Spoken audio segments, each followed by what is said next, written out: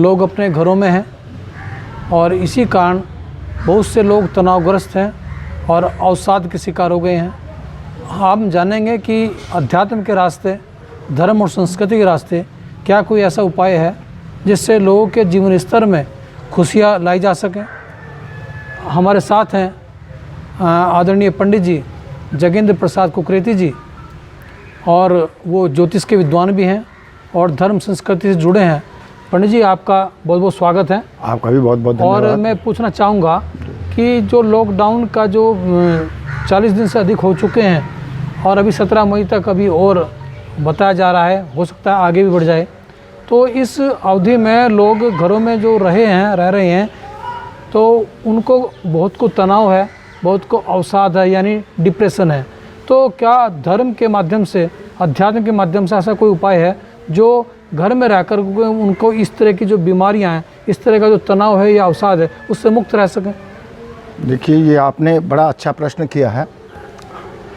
पहले बात तो मैं ये कहूँगा कि मनुष्य एक सामाजिक प्राणी है और वो अपने जब तक समाज में नहीं जाता, अपने विचारों का आदान प्रदान नहीं करता है, तो वो अवसाद में चला जाता है और डिप्रेशन में चला जाता है और उससे उभरने के लिए आदमी को काफ़ी समय लगता है।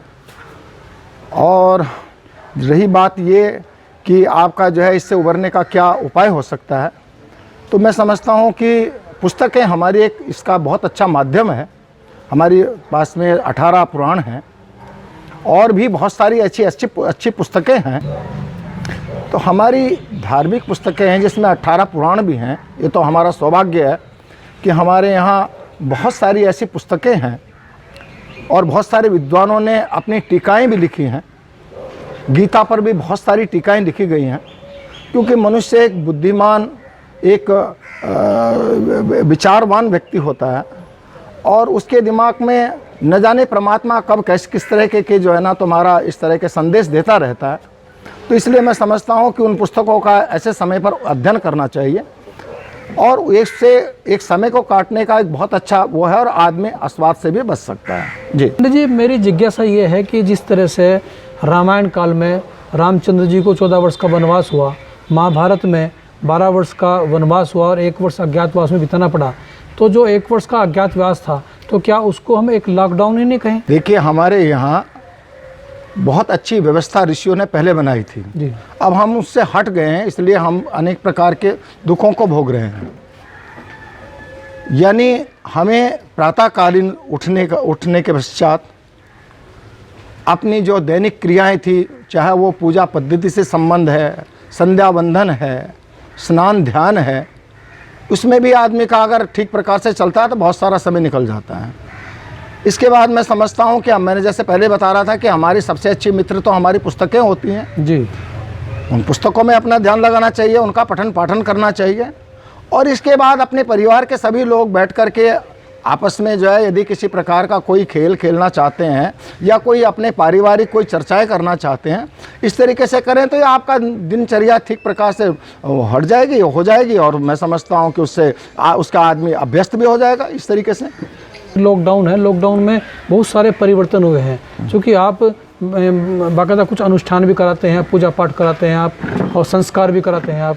तो आज जो है शादी विवाह जो हो रहे हैं वो केवल 5 लोग कर पा रहे हैं। पूरी बंदी से शासन की 5 से अधिक नहीं होंगे। इसी तरह से जो अगर कोई शोक की स्थिति है, कोई मृत्यु होती है कोई दुखद रूप से, तो उसमें केवल 20 व्यक्ति जा सकते हैं। तो क्या आप मानते हैं कि ये जो कॉन्सेप्ट है ये एक बेहतर कॉन्सेप्ट हो सकता है आने वाले समय में? हो तो सकता है, लेकिन समस्या ये है कि मैं वो परिस्थिति के साथ आदमी को चलना चाहिए। अब इस समय परिस्थिति वैश्विक महामारी फैली हुई है, सरकार ने बहुत कुछ सोच विचार करके इसमें निर्णय लिया है कि इस तरह का वातावरण बनाया जाए, शायद तभी हम इस बीमारी से बच सकते हैं। तो अभी देखते हैं कब तक जो है ना इस तरह का वो हो सकता है, तो उस तरह चलना पड़ेगा हम लोगों को। नहीं, मेरा जो सुझाव ये था कि जिस तरह से हम 5 लोग शादी कर रहे हैं, तो एक जो अपव्यय होता था शादी के नाम पर, जो प्रदर्शन था, उस पर रोक लग रही कहीं ना कहीं, तो एक ये शुभ संकेत भी मान सकते हैं आप? नहीं, शुभ संकेत तो बहुत कुछ हो रहा है, पर्यावरण साफ हो रहा है जी। इसके अलावा जो लोग बेफजूल में पेट्रोल खर्च करते थे वो बच रहा है और इसके अलावा जो ये खान पीन में बेफजूल का हर समय जो इतना खर्च होता था वो भी ठीक हो रहा है। घरों में आदमी शुद्ध सात्विकी भोजन कर रहे हैं।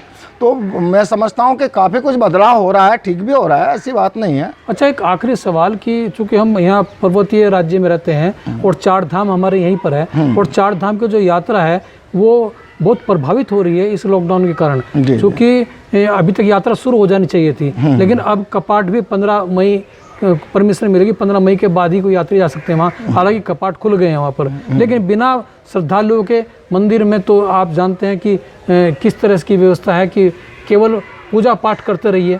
जब श्रद्धालु नहीं तो किस तरह से व्यवस्था चलेगी। और इसका आर्थिक संकट भी राज्य पर पड़ रहा है, प्रतिकूल प्रभाव पड़ रहा है। तो क्या आप मानते हैं कि जो ये कोरोना महामारी आई है इसके कारण जो 4 धाम यात्रा प्रभावित हो रही है, इसका कोई ऐसा कोई हल भविष्य में हो सकता हो कि अगर इस तरह की बीमारी है तो हम 4 धाम, जैसे ऑनलाइन कॉन्सेप्ट है कि ऑनलाइन ही हम, आज बहुत सारी बुकिंग भी हो गई ऑनलाइन पूजा की, तो क्या आप मानते हैं कि ऑनलाइन पूजा एक सक्सेस एक माध्यम है? नहीं, ये तो खैर ठीक है, लोगों ने एक परिस्थिति जन्य इस तरह की वातावरण बना लिया है। पंडित एक जो है ना पूजा पद्धति का एक शोभा होता है जी। और वो वहाँ पर एक प्रतिनिधि साक्षात रूप में बैठा हुआ होता है। तो एक ये हमारी अनादिकाल से इस प्रकार की जो है ना एक व्यवस्था है, एक सामाजिक व्यवस्था है कि जब तक पंडित सामने नहीं बैठा हुआ होता तब तक उसमें एक जो रस होता है वो रस उत्पन्न नहीं हो पाता। लेकिन चूंकि मैं बता रहा था कि परिस्थिति जन्य बातें हैं, इसलिए अब क्या करें, तो समय के साथ चलना पड़ेगा उसी तरीके से। तो निश्चित रूप से पंडित जी ने जैसा कहा, जगेंद्र प्रसाद ककुरेती जी ने, कि ऑनलाइन पूजा हो, ऑनलाइन पढ़ाई हो, ऑनलाइन ये जो व्यवस्था है ये केवल तात्कालिक व्यवस्थाएं हैं, लॉकडाउन के कारण है। लेकिन अगर हम फिजिकल रूप से अगर वहाँ उपस्थित हों और पंडित जी विधिवत संस्कार कराएं तो वो एक बेहतर विकल्प हो सकता है। निश्चित रूप से आपका बहुत धन्यवाद। आपका भी बहुत बहुत धन्यवाद। नमस्कार।